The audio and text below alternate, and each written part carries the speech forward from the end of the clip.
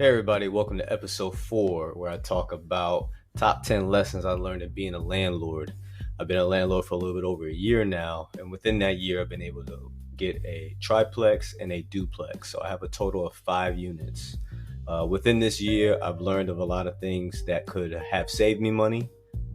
I learned from others that actually did save me money, and hopefully throughout this podcast I can say some tips that can help you all with your future real estate endeavors and maybe what you have currently.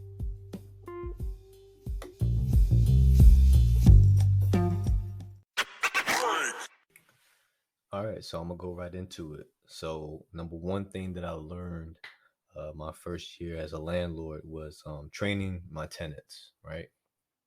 So, what I mean by that is educating them on what your expectations, what your standards, your rules are. And a lot of that can be um, in writing, right? Through their lease. You have to ensure that you enforce and keep your word when it comes to your lease. If you're supposed to be the one to take care of maintenance, even if it is at their fault or your fault, then you have to make sure that you take care of that maintenance and that or that repair in a timely fashion. If you say that you're going to enforce 10% of their rent if they're late, then you have to make sure you enforce that as well. Let them know that this is strictly business. It's nothing for you could have a good business relationship with your tenants. I advise not to. I try to keep it just strictly between property manager and them. I only get involved unless I, absolutely have to. But they have to understand that at the end of the day, you have bills to pay just like they do, and your one of their biggest bill is paying you. It's paying their rent. So biggest thing is training them, because what I realize is if you do not make it very clear on what your standards are, um, people tend to have a naturally will take advantage. If they know that, oh, this person ain't really gonna take me to court, or they're not gonna charge me my 10% of my late fee, then they'll pay their rent when they feel like it. They'll start making negotiations with you, or not even negotiations, because I'll work with a tenant that's willing to say communicate ahead of time. Hey, I can't pay rent at such and such date. If I do 250 one week, 250 the next week, and pay the rest at the third week, I could work with that. Still gonna charge your late fee, but I could work with that. At least I know that you are trying to make sure you are caught up on rent, and that won't lead me to trying to evict you. But you'll have some tenants who they think they make the rules for some reason. They'll tell you what they fit to pay, and that's due to them the communication between and standards not being properly relayed between you, your property manager, and then your property manager down to your tenants, which leads into my second thing I learned. And I guess I'll go back and forth between the first and second thing that I learned. Managing your property manager. So throughout this year, the first property manager that I ended up getting taught me a lot of don'ts. Um, at first, I was very grateful. Talked a good game at first. Talked about everything that he was gonna do, and I'm sitting there thinking, okay, cool. Had his own contractors on team, so whenever there was issue, boom, take something to get taken care of. But I don't know what, and I guess this is something I'm gonna have to look back on, but some more. But I don't know what changed. But there was one in particular repair that I know was way overpriced, because my father and I have done something similar to that repair in the past, and I knew that it didn't cost that much to do it, because we did a cost analysis a while back on how much it was for us to do it ourselves, how much we were saving on labor, right? But vice parts. And so that was like my first eyebrow raiser. And then the second one was when um I ended up trying to buy my duplex actually, and I had his guy come with me, his contractor come with me to the property to check it out, and there was some cabinets. Now I'm big on when you're trying to renovate a property, um, you think about cost efficiency. So I look at the cabinets, and they had a lot of water damage, but they were definitely savable. And the guy was like, "Oh no, you got to tear them all down, blah blah blah." And I'm just like, "Nah, you could save them." He's like, "Nah, man, I wouldn't lie to you." Now, a couple, between that last job where I knew was highly overpriced, and then a couple other things that kind of tipped me, and then that I'm like, "Nah, dude, you would lie to me, because you're in it for the money." And it's sad if when people try to take advantage of the situation, or if they you know if they think they can.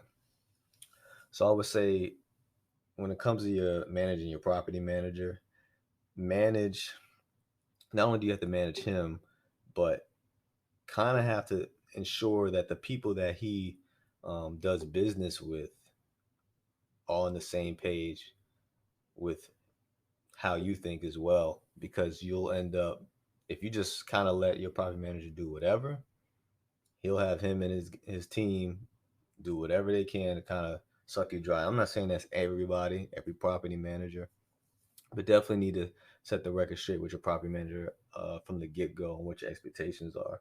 Now, I will say this: there is a such thing as micromanaging your property manager too much, to the point where you might as well do the job yourself.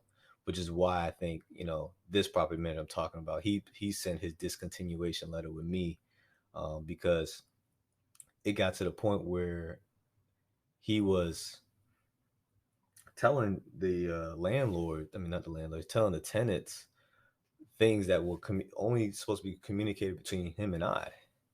And it was like he was trying to be the people's champ or something. He's telling the tenants, "Oh yeah, when we switch over, when the new property management team come in, I'm going to give you back um, your security deposits." And I'm like, "No, it's not how we're doing business. I don't know why you told him that." You know, he's telling the tenant, "Oh, you don't have to pay that much because technically you're paying utilities for the other unit," which wasn't the case. And it's just like, yo, if you and I are having this conversation, trying to figure things out so we could properly bill tenants, so that where we're not inconveniencing them, we're not being slumlords. You're supposed to facilitate. You're supposed to be an agent for me, you know, especially if we're trying to figure out what is best for the tenants' uh, habitability at the time, which was the discussion.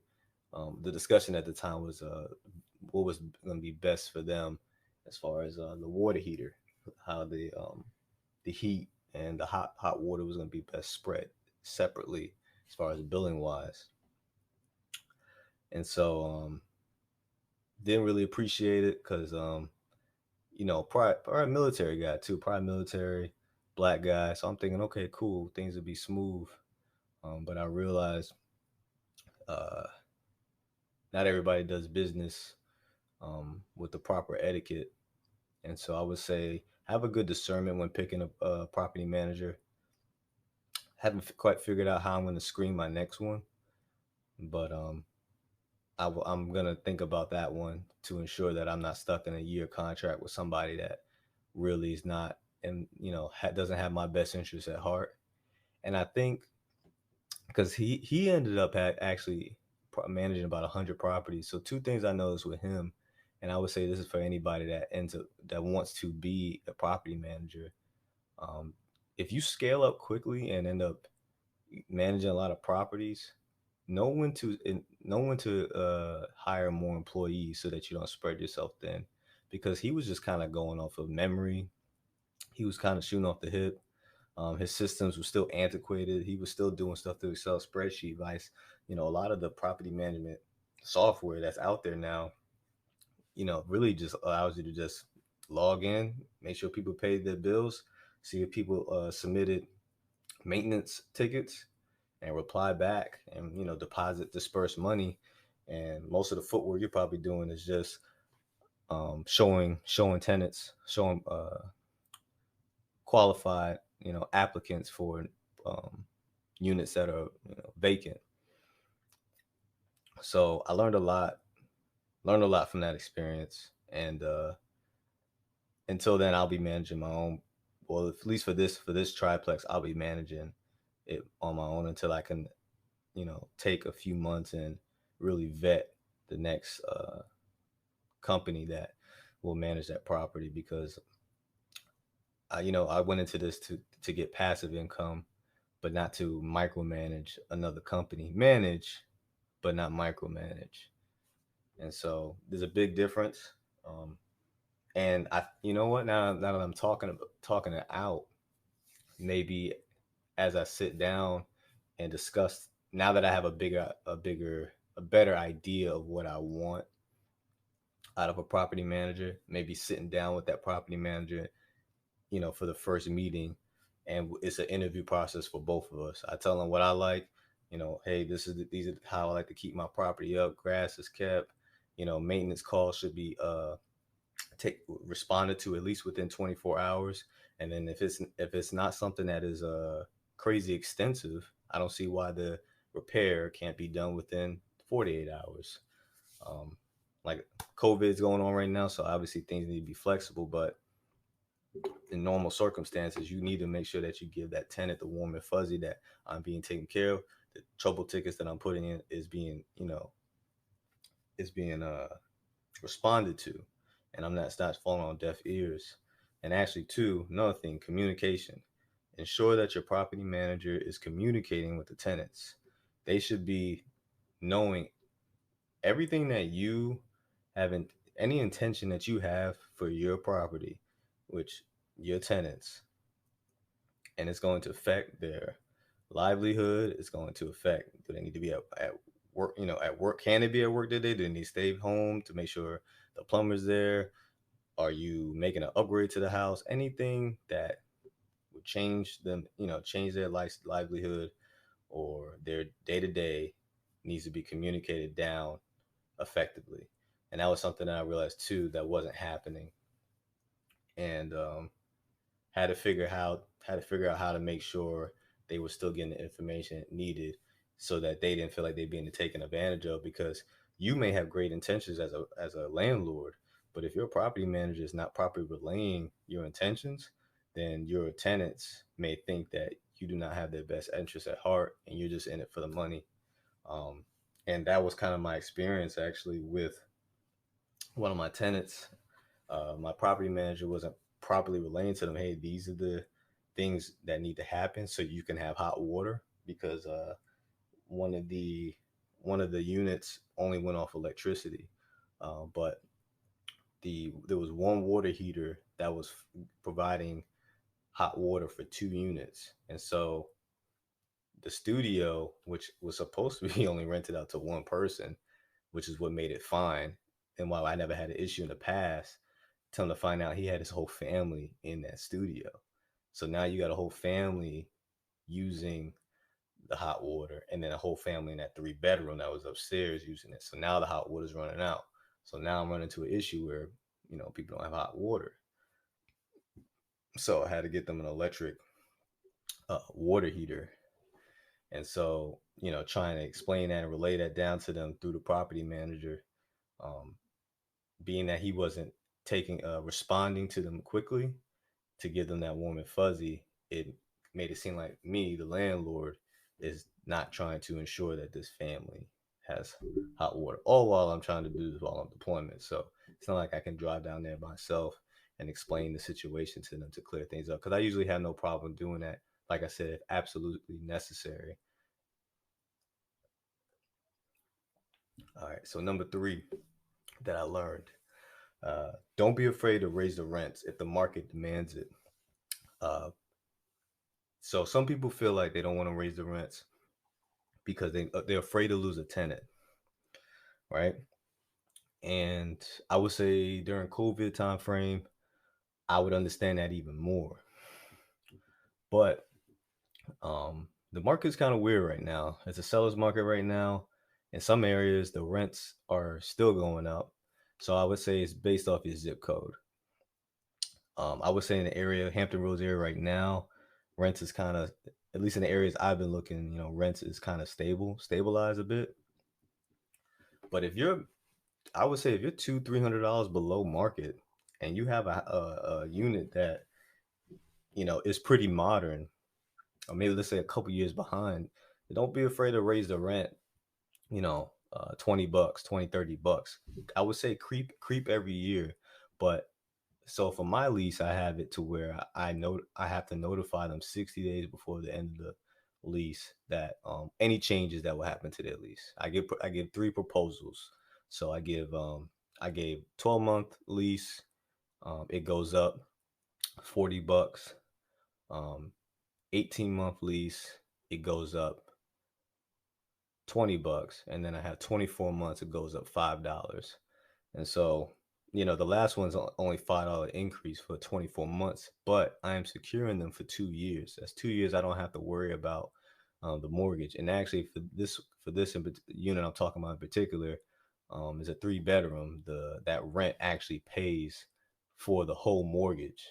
So I'm securing at least the mortgage being paid for the next 2 years. I care about that more so than squeezing another 20 $30 out of them a month. But if you're going to only do 12 months, then I'm going to raise it a little bit to closer to what the market value is, because actually the market value for this unit is like 1150, but right now I only have it at 925. I got it. I had when I bought the house. That's what the rent was at. So I left it at, first year I left it there because throughout the year I wanted to make upgrades to show them like, hey, I will be using this money the right way, by um, upgrading things around the property, making it a little bit more appeasing or appealing. So I kind of incentivized them because at first, actually, the lady she didn't want to she wanted to do a month to month, and so what I did was um, I I'm actually creeping into my fourth my fourth thing I learned throughout this year. So I guess for this one I'll go back and forth between the third and fourth one. So for what I did was I incentivized her. I told her, hey, look, if you decide to do a 12-month lease, I will take off $200 off your first month's rent and $200 off your last month's rent. And so instant gratification, right? She was like, great, okay, I get $200 off my first month rent, and then $200 off my last month's rent. That's $400 I ain't got to worry about. Me as a landlord, I'm thinking I'm trying to secure her for 12 months. She's the whole mortgage. She pays the whole mortgage. Unit one and unit two, which is the 2 bedroom and the studio, that's the extra cash flow. A little bit, plus a little bit of what I got to pay the property manager and the water bill. Outside of that, I think that house cash flows like $1,100 after everything. So uh, what I do is I use Renometer and I use Zillow and Trulia rent apps to look at what the local, what are people right now advertising uh, apartments that are vacant right now, like what's the going rates. And then I kind of look at the pictures too to see, okay, is it modern? Is it kind of like, it looks like it's from the 90s or early 2000s. They just kind of left it basic and they're still charging 855. And so I kind of base it off of that. Like I have a 2 bedroom in there that still has like Pepto Bismol pink on the walls, right? So I've the rent when I first got the house, the rent was $600, and I bumped it up to 700 and still was able to get somebody in there. But really, I could get that rent up to like 855 if I really wanted to, but I have to do some upgrades based off the area and how the other 2 bedroom, 1 bath scenario are looking, and the modern ones they got them for like 855. And so more so now into the fourth thing that I learned was longevity is key. Securing these tenants as long as possible is what you want. I don't like month to month. I don't like month to month at all.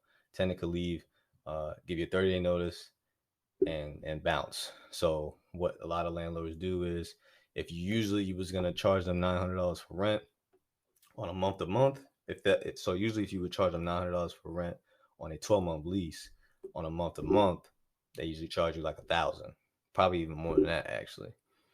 Um, there's ways to kind of kitty corner, a tenant into what you really want them to do, you know, to show them like, hey, this is kind of my, how I function. I like long-term leases.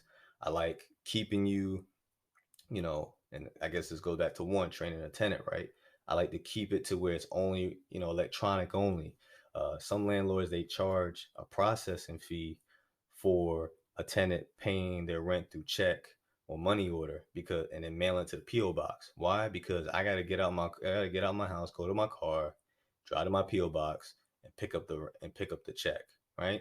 So I'm gonna charge a $10 processing fee because of the extra time it's taking me now to go to my PO box and pick up the rent. But if you go on my property management software and you go on the tenant portal and pay your rent, I don't charge a processing fee because it's not inconvenient. I could cash out on it or disperse myself on the software, and I'm still in my house in my slippers. And so your tenants will start to see a theme here on what you kind of like to do. You incentivize long-term leases. You incentivize and don't charge an extra fee on um, paying physically through a check. And this is the military area. Hampton Roads is the military area, so finding somebody to do a 24-month or 36-month lease is actually not uncommon in this area.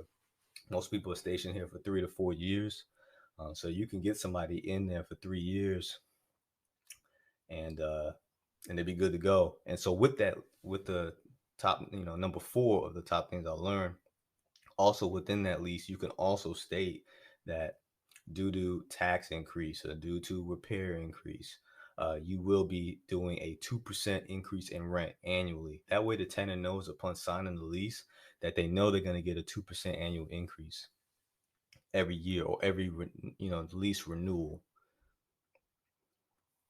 So number five, the fifth thing I learned was managing contractors. So a lot of things with this one. This is a big one because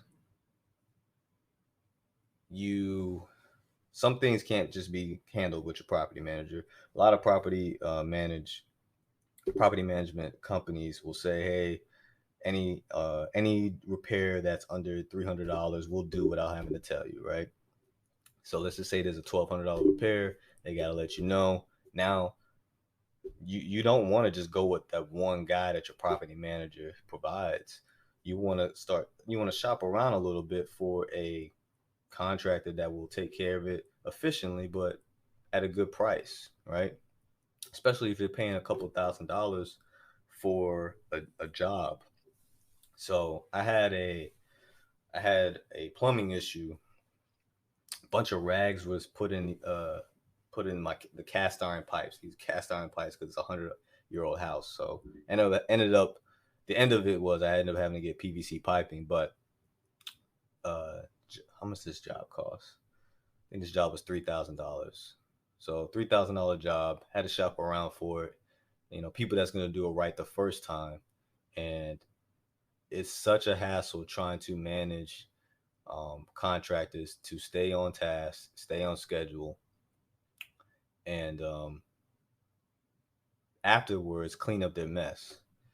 I think so far in this last year, I only had one contracted job that actually didn't have to micromanage and could constantly call him to get the job done, um, and stop starting and stopping, starting and stopping. And that was when I got the roof fixed, or a whole new roof on the standalone garage that I plan to renovate actually and turn into a loft, which will actually turn this triplex into a quadruplex. But and then after that, I got him to do a few other small jobs, and then he fell off the grid after that. Um, Definitely. So from a few videos I watched on YouTube and a few people I've talked to, some people what they do is they write a contract out, but they mark milestones. So hey, if you get to if you get to this part, we'll give you such and such money. If you finish it early, you'll get the bonus. Um, So between the milestones and then an incentive to finish maybe ahead of the scheduled date, it incentivizes the contractors to take care of it, quick, fast, and hopefully the right way the first time. Because when I've noticed when you have contractors that are on a job for way too long, it's like they lose their attention span is gone. It's like they're already moving on to the next thing, the next big paycheck. So still, oh man, still trying to find the most reliable team yet. I found one, but I feel like when it comes to contractors, you should have at least like two or three general contractors that you can reliably go to at because the one that you have that is good, I mean that means he's good for other people, and so if you need him, he may be busy because he's that good. And I would say, man, I don't know if it's just this area, because if I go on the internet, I see about other people having issues with contractors, but it's bad around here. Um, so yeah, definitely learn how to manage contractors. Um, kind of understand people. Let that be a vetting process with you. When you talk to them, figure out okay, what if this is what this person specializes in. Okay, cool. Do I need to outsource with something else? Because when you talk to that general contractor, when you start asking particular questions, you can kind of tell what they're really good at and what they're not so sure, and what they may hire somebody else to do. And I've noticed at that point, that's when I may want to look at my options on, okay, you're good at maybe building me, the countertop, but I'm gonna get somebody else to, do the plumbing for the sink. Uh, so you kind of, a lot of stick and moving with that one. Um, and you could listen to a lot of people's wisdom on what their experiences were, but I think some things you just have to experience on your own, because every house has kind of its own little issues. I've noticed when it comes to properties. Certain things you'll talk to people, they're like, "Oh yeah, I did that as well." But I think when you end up having your own unique situation, you're gonna definitely have to ensure you and your contractor are on the same page. So the next thing I learned, utilities being on your name vice the tenants. Uh, so so for the triplex, the water bill's in my name, the gas and electricity is in their name. For the duplex, gas, electricity is in their name, water's in my name. Now for the triplex, Portsmouth, water bill's not so bad. So it doesn't really kill cash flow like that. Not at all, actually. For Norfolk, it can get up there. Now, what you can do is to mitigate that is you can, ensure that the toilets is not running constantly, because if you don't, the tenants, I guess, unless they pay attention, they're not going to notice that the toilet is constantly running all night, just running. I don't know if you ever hear that before, like you just hear the water running the whole time in the toilet and you're not even touching it. And so the water meter outside is just spinning, spinning, spinning, and ain't nobody touching anything. Nobody putting the shower on, nobody running the sink, flushing the toilet, nothing. Water meter just spinning. And so now your water bill is skyrocketing, um, and it's killing your cash flow. Aside from a house having a malfunction, when a tenant's not paying the water and it's just included in their rent, which, by the way, I do charge my tenants a water service fee, but it's a flat rate. I think it's for the duplex I'm talking about. I think it's only $70. So if they spend $300 worth of use $300 worth of water, all they gotta do is pay their $70. So they're not really thinking like, let me chill out on the water. How many people growing up, if you had to pay your own water, your parents was like, yo, stop running that shower. They ain't thinking about that. So I think what I'll do is, starting with the duplex, because the Norfolk water bill is higher. What I already did was I did my research with the city. The city has to install a tap, and then with that tap, the plumbing company will create two lines off that tap and make me another meter. so that both tenants end up having their own separate meters, and then they will have to go through the city to um, pay for their water bill. Now, this will alleviate a lot of money and time and stress off of me, and then puts it on the tenant to ensure that's on them.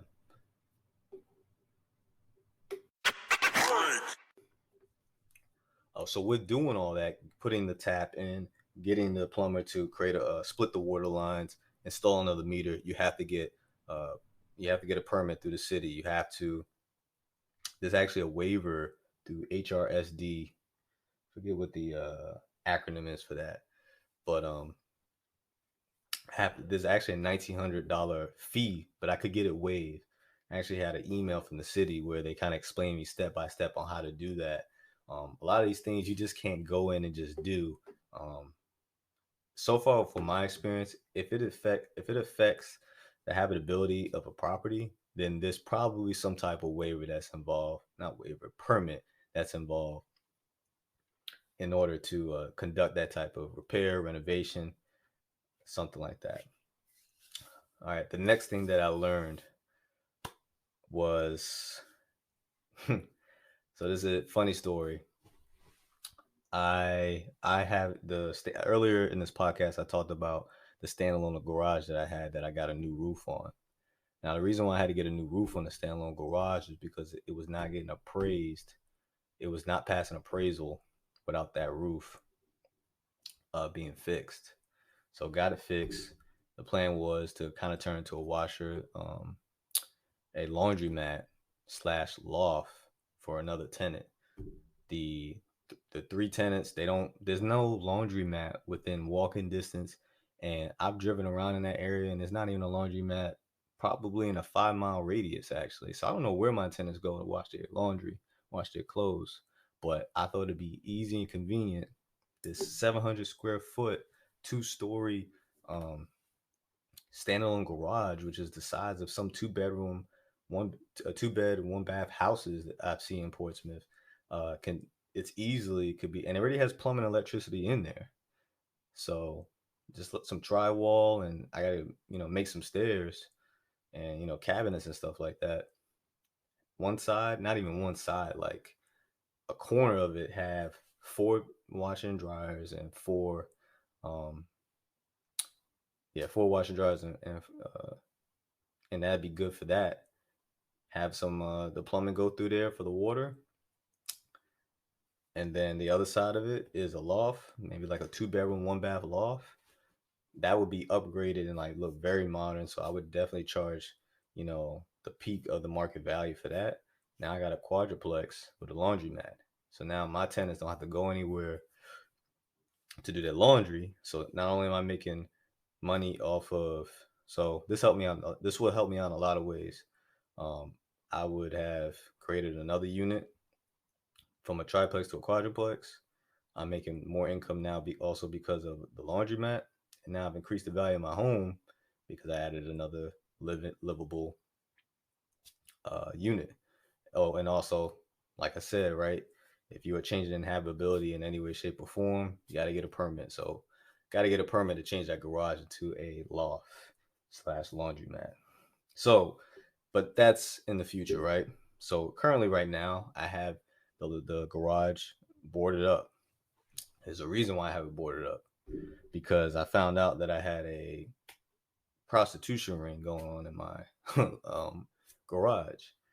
Come to find out, where this property is at, it's not the nicest area, and so on this corner, I got this like 3 older ladies that always meet at the intersection because my house is on the corner of a street, and they always meet at the intersection. I don't know what. I guess they do their plan for the day on what they're gonna do and how they're gonna make their money. But I had I showed up to that property a lot, and she used to sit in front of the HVAC, and I used to be like, "Hey, man, like you don't live here. Can you just please get up off my property?" And she's like, "Well, I cut your grass, blah blah blah." I'm like, "Thank you for that, but nah, that's not how we doing things around here. You can go sit on somebody else's porch, but you don't live here. So I had my landscaper guy. He was power washing the house and cutting the grass, cutting down the trees. And so when he cut down the trees, because it was really cluttered in that yard, he cut the trees down and he saw that she had all her clothes was hanging at the back. She was drying her clothes in my backyard. And then he heard some shuffling, some noise, some shuffling, somebody kind of talking. And then he sees the lady, same lady I talked to, sees her pulling up her pants, sees some guy back there pulling up her pants, and he's like, "Whoa, this is in the garage." So he's like, "All right, I ain't gonna say nothing, whatever."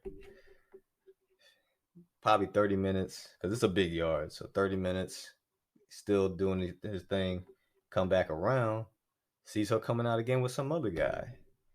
So he's like, "Yo, this is crazy," So he hits me up and tells me like, "Yo, I think this lady's selling drugs. I think she got a prostitution ring going on." Come to find out, they got a little something going on in that area after me observing. And so I realized if you are in a, I say C minus, D plus type neighborhood, C class, C minus class, D class area, and you got either homeless people walking around, or people just walking around on the street, don't look like they got nothing else going on. If you have a house that's not occupied, or some type of space that's not occupied, and people are not living in it, board it up, because they're gonna squat in there and they're gonna do anything, use it for anything they can. I guess cold nights, place to lay their head, but at the end of the day, you're running a business, and so you have to. They're not going to take care of it how you would, or somebody that would be paying the rent, right? And they've been polite every time I speak to them, about just respecting my stuff, or even respecting the tenants, right? Because there's families in there.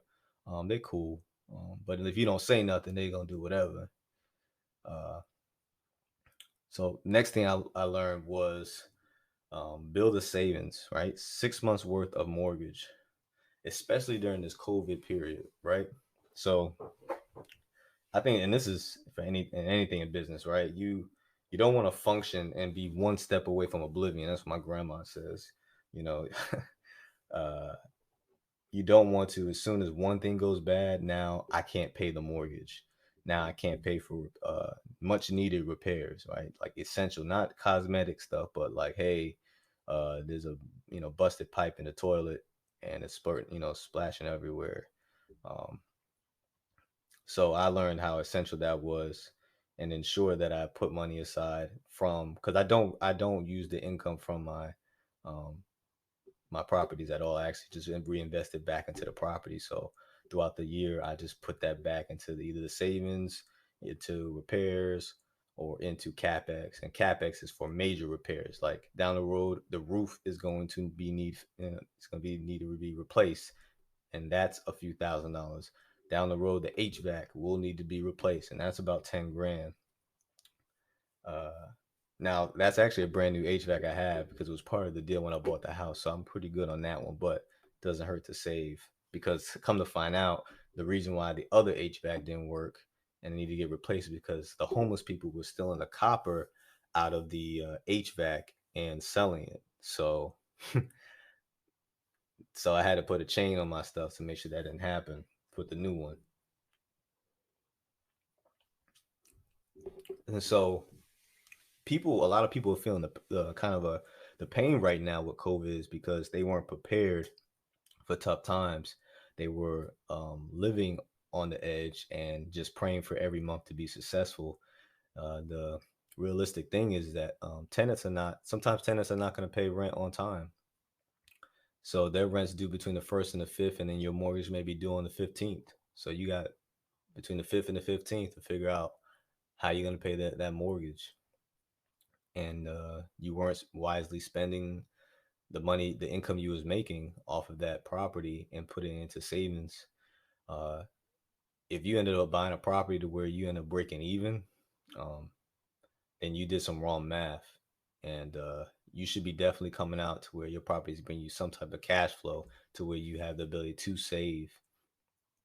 And when you have bought the house, the inspections that you were doing, and please be sure when you're buying a house too that make sure that the price is contingent upon inspection, so that when you inspect the house and there are certain things that you're wrong, you need to factor that into the expenses that you expect to incur when once you take it over, so that things that just didn't come out of nowhere. And now when you had just enough to break even, pay the mortgage, or pay just enough to pay the mortgage and your property manager, now you're coming out of pocket to pay for things that should have been caught when you inspected the house.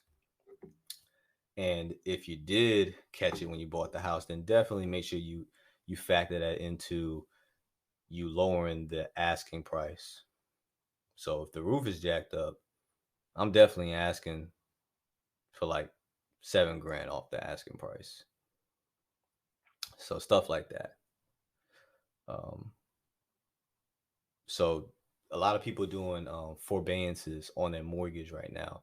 Um, some companies are actually letting you defer, but most of the mortgages have to be forbearance, right? So when you do the forbearance, you don't have to pay your mortgage, but at the end of the forbearance, you have to pay all the months that you didn't pay all at once, which, by the way, is going to cause a lot of people to foreclose. So that's going to be interesting, because then that's when now we're going to turn into a buyer's market, because we're going to have a lot of foreclosures, and people like me and other investors are going to be waiting for that so that we can buy those homes that are foreclosed on.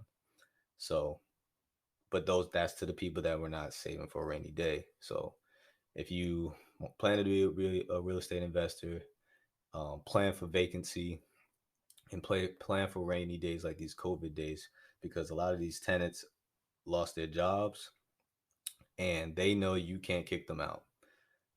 I cannot evict them, and I can't even charge them late fees because of this COVID situation. So it's been definitely a lot of communicating going on with my tenants.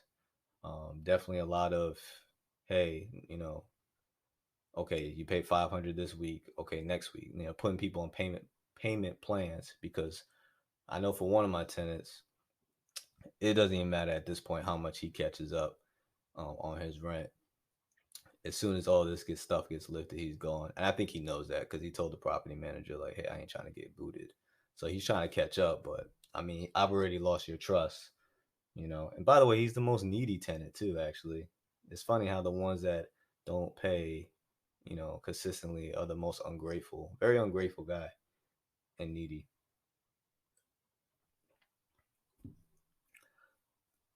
And then also too, my next tip or thing that I learned was keeping my word. I know I've learned in this business and real estate, um, and this is all across. You could be a wholesaler, you could be a flipper, buy and hold, real estate agent, broker, loan officer. I've learned that the big thing is keeping your word, um, and your reputation carries a lot of weight here. You can have all the money in the world to invest in particular things, but if people do not, if the people do not trust that when you say you're going to do something, you're going to do it, it makes it hard to be able to make moves, because you're not going to be able to do everything by yourself. All those job titles I just said, I don't know anybody that could do all that. I don't know anybody that could be their own. You could be your own real estate agent, and you could be your own, obviously your own investor, because you're investing, but you can't be the loan officer. You can't be the appraiser. You can't be the inspector. Maybe you could try and be the plumber and be the contractor, but who has the time to do all those things and then still have time to do other stuff?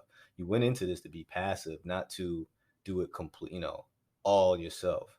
So definitely, you want to make sure when you say you're gonna do something, especially to those that rely on you, like your tenants will rely on you, your property manager, they work for you, so um, they do depend on you being honest and having integrity in this business. I think that's very huge, because you are dealing with people's livelihood. I know if I had a leaking ceiling and it was leaking on my bed, and my landlord or my property manager was like, oh yeah, we'll take care of that, and and then 1 month later, nothing still has happened. Then I lost trust for that, for those people, and then I probably will start to think they're slumlords. And then I'm probably not going to renew my lease. And what did I say about earlier? It's all about longevity. You want to make sure you keep that tenant as long as you possibly can. Now, people's families grow. So, like for one of the 2 bedrooms last year, they ended up having another baby. So they wanted to get a bigger place. So that ends up happening. That's kind of inevitable. But you definitely don't want your name or your company being smeared through the mud. So keep your word, have integrity in this business.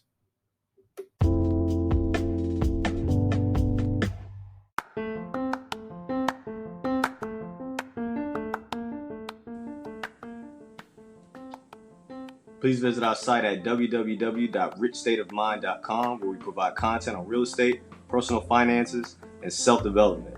Share your story and information by posting a blog on our site so that the Rich State of Mind community continues to grow in knowledge. You can also follow our Instagram page at rich_state brand to find out about exclusive offers and discount promotions for our apparel.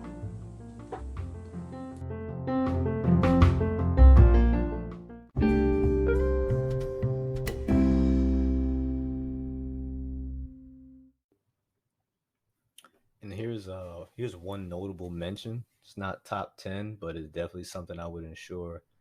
Not my top 10 for the year, but definitely something I would want to ensure that you do.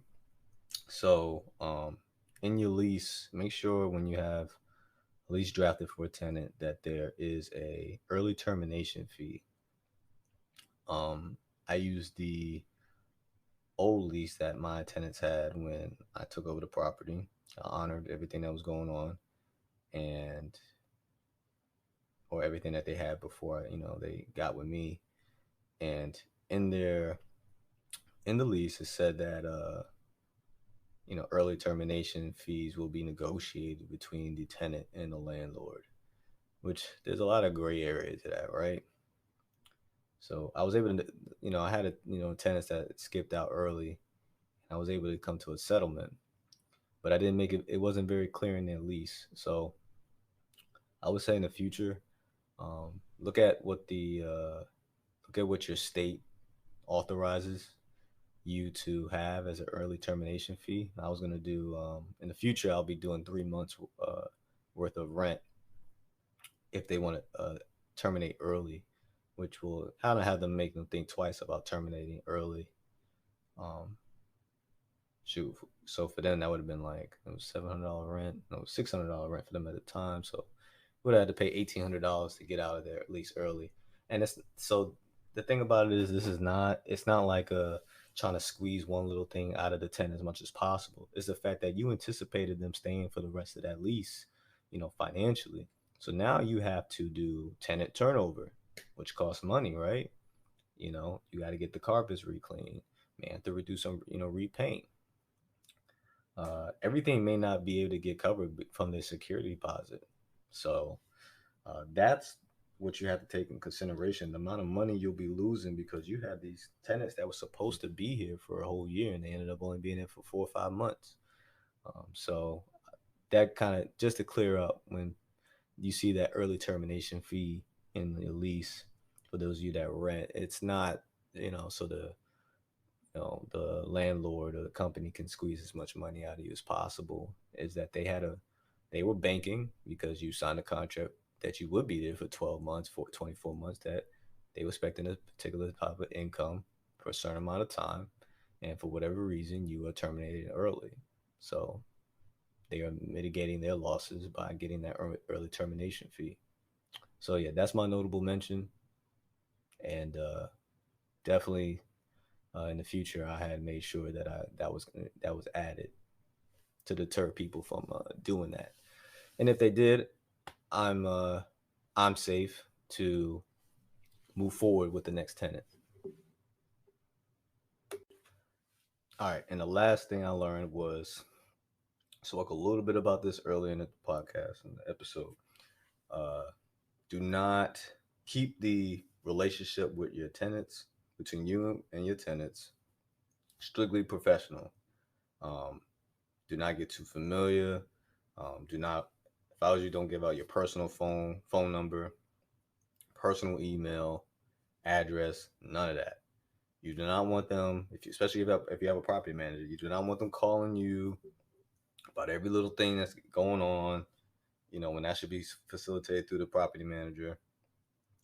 What I use, if I like absolutely, because there was a couple times where like I'm on site at the property and I needed to get in the house and the key. So my property manager gave me the key that opened up the screen door, but he didn't give me a key for the door itself that opened up the common area. Actually, I still got to get that key. And I had to text the tenants to let them know, hey, look, I need to get in.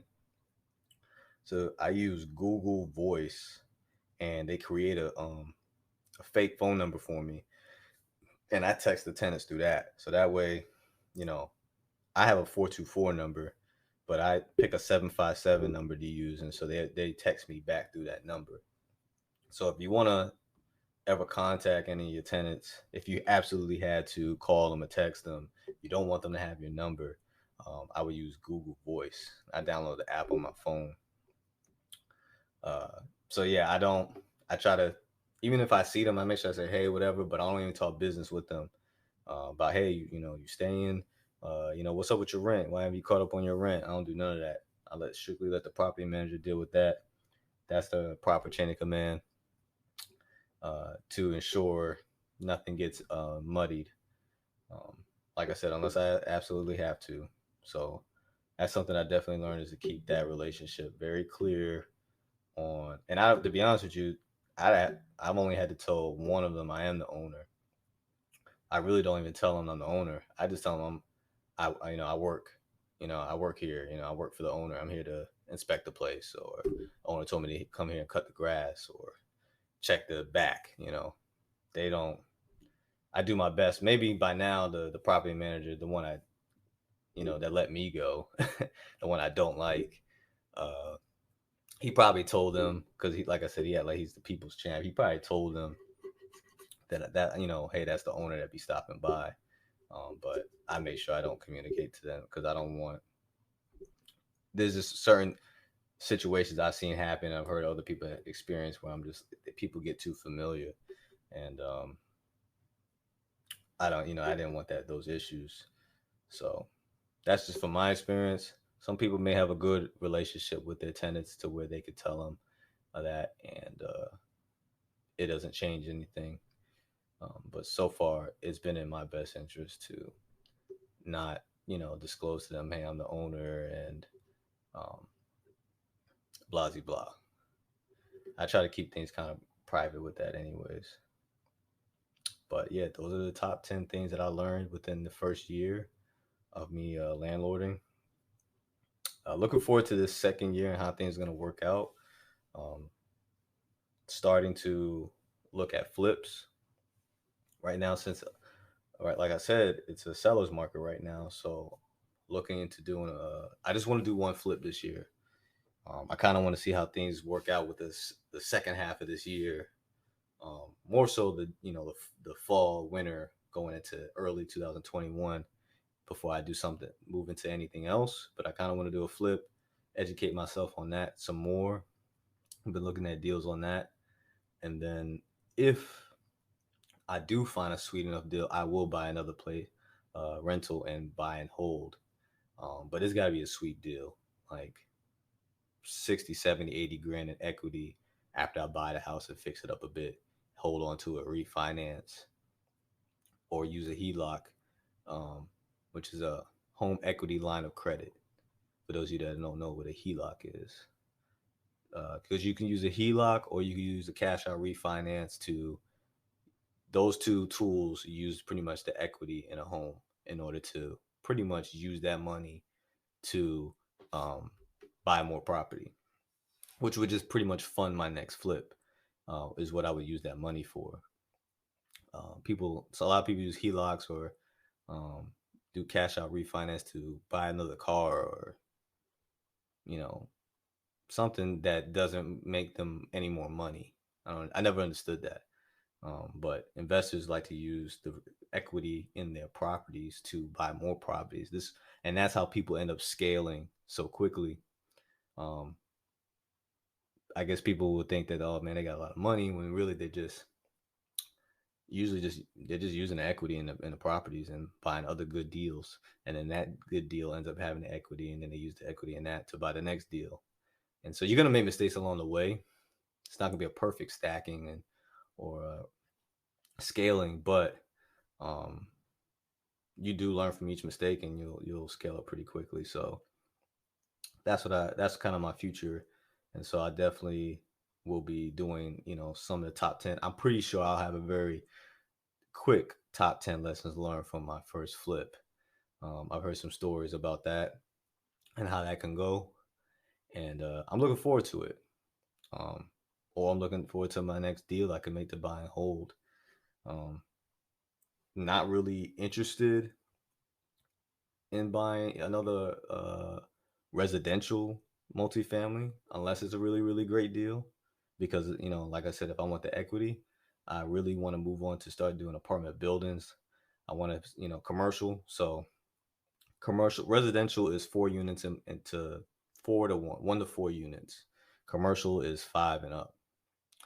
Um, there's a lot of tax differences and loan differences when it comes to that. So I want my next if I do buy my next multifamily that is not it and it's not a great residential deal, I would like to buy 7, 8 unit and up.